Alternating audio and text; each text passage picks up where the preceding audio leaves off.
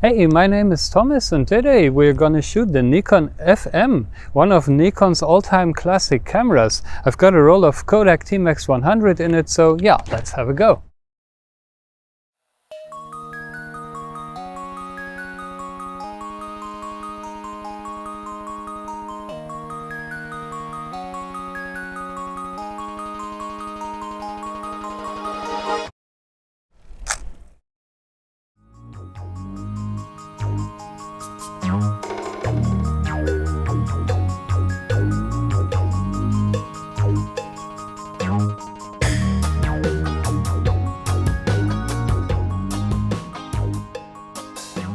After they already had produced a successful range of rangefinder cameras, the real fame of Nikon started in 1959 with the famous Nikon F, and that started this series of super rugged, super heavy, indestructible cameras for journalists all over the world, used in war zones and whatnot else.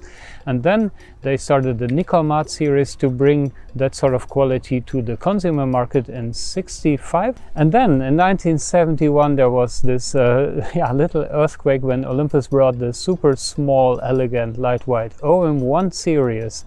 And the Nikon FM 1977, that was finally Nikon's answer to make a little bit smaller, more compact, more lightweight camera targeted towards the amateur market, but still with all the Nikon quality, longevity and everything else built into it. So this is the FM. It was made from 77 to 82, and then there came the FM2 that added this famous 1/4000th of a shutter speed. A super fast shutter, the fastest ever in a mechanical camera, and that one stood in production until 2001.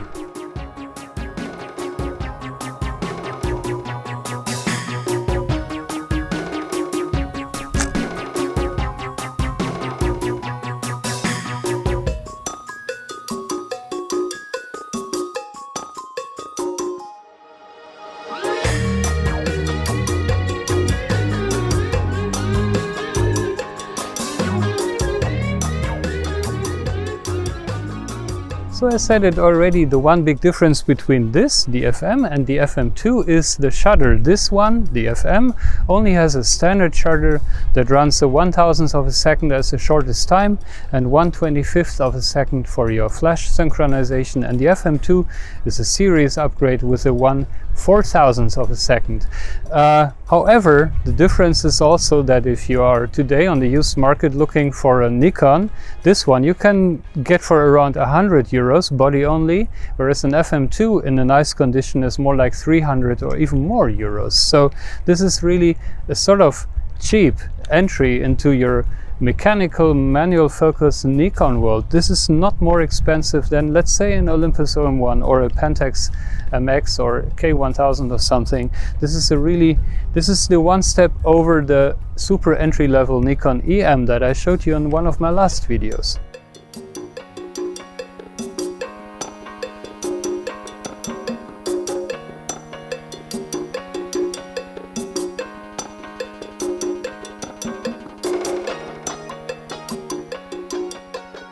So in use, the FM is a pretty straightforward camera, but it offers some nice extras over similar cameras like the Pentax Spotmatic, for example, or Olympus OM1 even. This is, by the way, how you turn on the camera, the light meter. So you will never forget to turn it off, because you will always do this when you carry it. This is the collar that locks the shutter button. Shutter speed dial. If you lift this, you can adjust the ISO to match your film. Rewind is normal with a lock here, and then you pull it to open the film chamber. Hot shoe, the thing for the studio flash. Lens release. This one is your depth of field preview. Self timer, and here goes the battery for the light meter, and these two guys connect your winder. Of course, we've got the famous Nikon AI mount, the Nikon F mount, That has been modified in 1977 when this camera came out, or just half a year earlier, over the older non-AI version. The famous Nikon mount that operates the other way around, like this. And this guy, this is the new in 77 AI mechanism that connects to that thing here.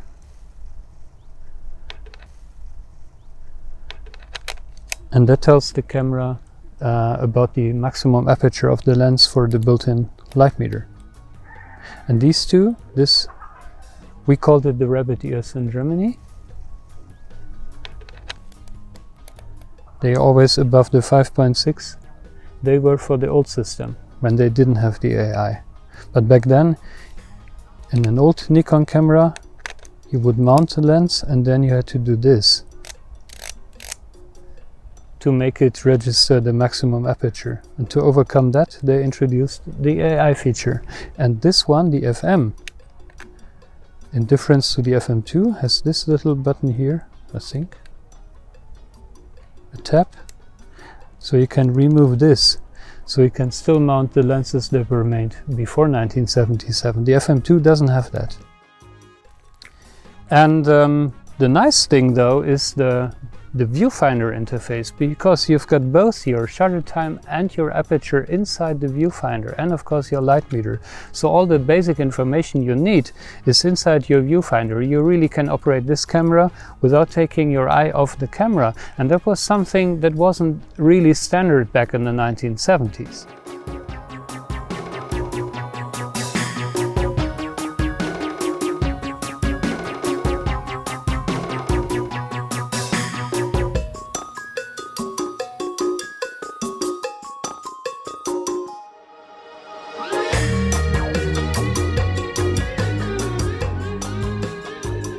So again, that's how to operate the Nikon FM. First you sort of pre-select your shutter speed. You normally do that.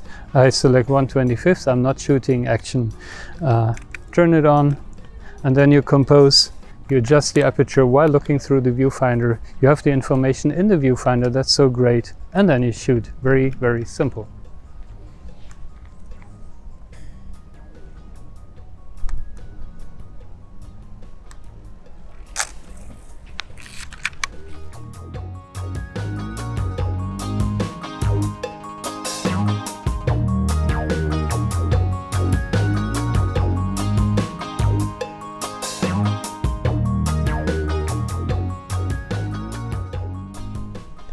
So you see why many people sort of complain about this, because if you look with your left eye through the viewfinder, this thing will sort of hit you here somewhere. And a lot of people that don't shoot Nikon just can't understand how Nikon shooters can even accept that. But actually, I don't really care about it. Also, you can of course shoot with your right eye. Because what I really love about this is you never forget to switch it off. On my Olympus M1 I always forget to switch off the light meter, and even though it doesn't use a lot of energy, after a day or so the battery will be flat, and here this just won't happen.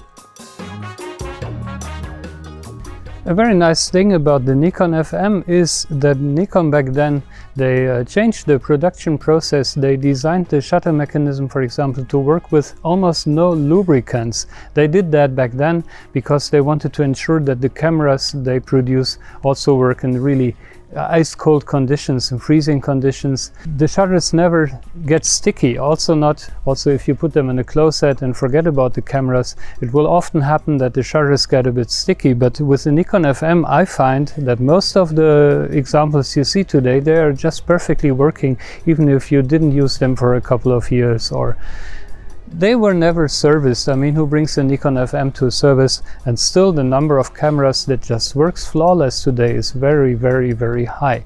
That's maybe anecdotal, maybe it's not really true, but I believe that's it's a real strong point of buying an old Nikon camera. It just works.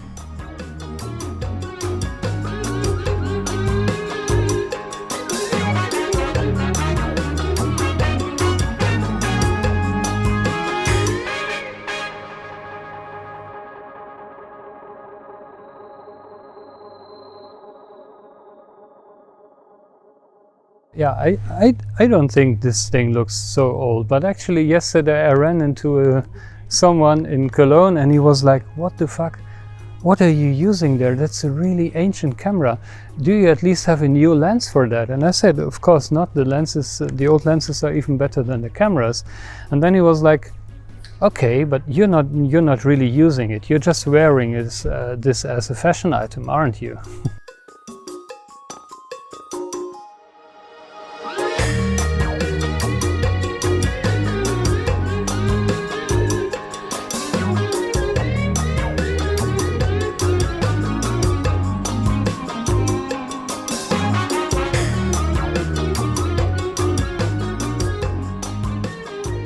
Time for the verdict. I think if you're in the market for a fully mechanical SLR system, this should be on your top 3 list maybe.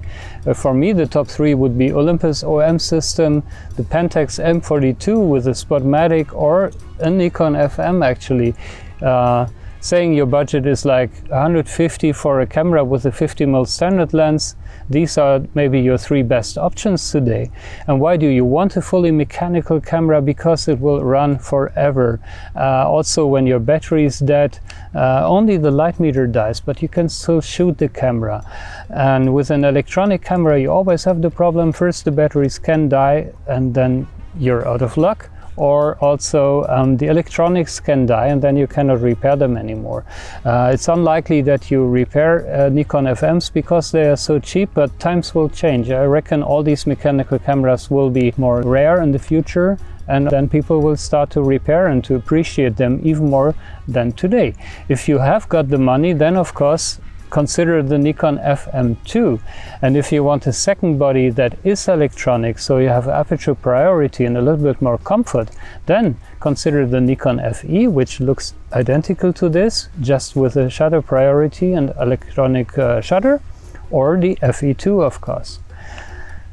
And that's it for today. I hope you liked this and found it useful. If you did so, then please leave a like. Also subscribe to my channel if you haven't done so yet. It's a great help from my channel. I really appreciate all your support.